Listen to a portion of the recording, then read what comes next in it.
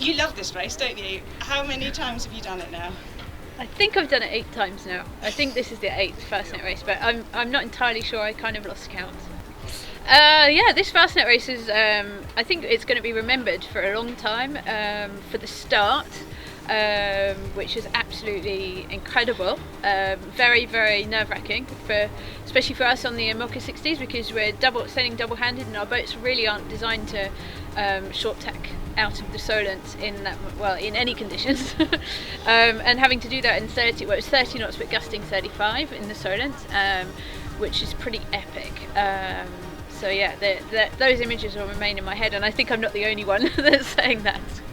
Did you breathe a bit of a sigh of relief once you got out past the needles? Yeah, a huge sigh of relief. And for us on Initiative Care, the main objective of the first part was to get out of the Solent unscathed. And obviously, it's nice to be in the photo on the start line, and I think we managed to do that too. But there were so many risks with all the boats around and spectators, and us keeping control of our boat in those conditions.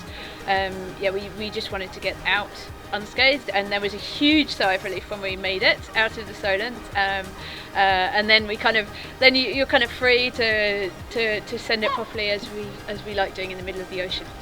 Yeah, this race was a really tactical race, and I love that. Going upwind, there's obviously always lots of choices, and we'd been working with Nico Lundven, my co-skipper. We'd been working on the weather routing for days before the start, and working really hard on it because we knew that there were some big options to take. And yeah, we got it right. Lucky left, lucky left big time, as you can say, because we headed straight out from the Needles on a long starboard all the way down past Jersey, and we tacked pretty much on the North Brittany coast. And we actually incredibly tacked on the ley line to the Runnel Stone at about 150 miles from it. There was a left shift. There's a little bit about the IMOCAs, because we sail upwind, or if we're sailing towards a shift, then we can free off a bit and go so much faster. Our upwind angles can vary slightly, and so we had a fast starboard. We weren't really VMGing across the channel, so that helped us get that option right. But it was a big call to make, because you had to make that pretty much right from the start, because there's the TSSs in the middle and the islands. And another thing in that first option that we thought with Nico was going to help us a lot was, once getting behind Alderney, the sea state calmed down a lot, and obviously then you gain a lot of boat speed as well, and thanks to the Alderney race and the islands, the water was really flat there. And obviously, coming back into Cherbourg, Alderney race comes back into play again. Mm-hmm. Is the Fastnet now going to be another place where basically you need to have been a Figaro sailor and know it like the back of your hand?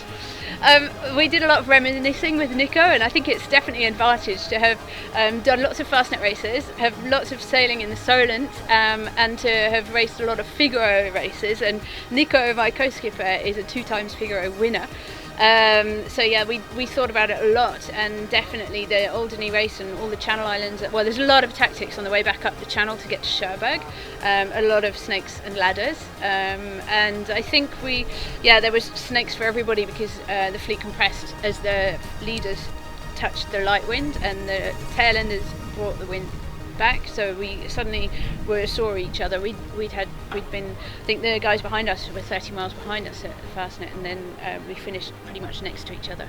There's definitely a lot to play with the Alderney race, and I think we got that bit pretty good, and we made some good gains there, and we managed to get away from Fortinet, the boat that was just behind us. Yeah, it's so nice to see Roman, my partner, with his new boat, because he bought the old Militia, Boris Hammond's old boat, and it's his first time he's got a foiling IMOCA, so it's great to see him finally up there and kind of in the game with everybody, and he sailed a really good race with Seb, and they're just learning the boat, so hats off to them. They did a good race, and it's going to be pretty hard to beat them in the Transatlantic Club.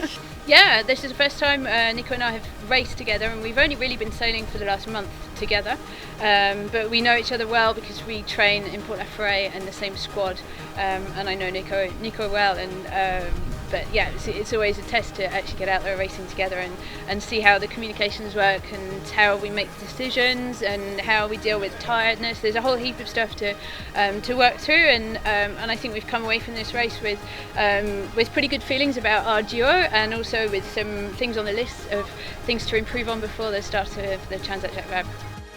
I think the IMOCA fleet's just going up and up in terms of performance, in terms of the new boats coming in, the quality of and the experience that the sailors have now. There's no room to make mistakes in this class now, and I think everybody is now pushing their boats to the limits, where perhaps over the last 2 or 3 years we've been discovering the foils, the newer big foils, and everybody's kind of been gently pushing the boats a little bit harder and harder, and now everyone's got their foot in the floor, and so yeah, there's a lot less room for error, and this TJV is going to be a really tough race from start to finish, and I think the fleet should stay quite close.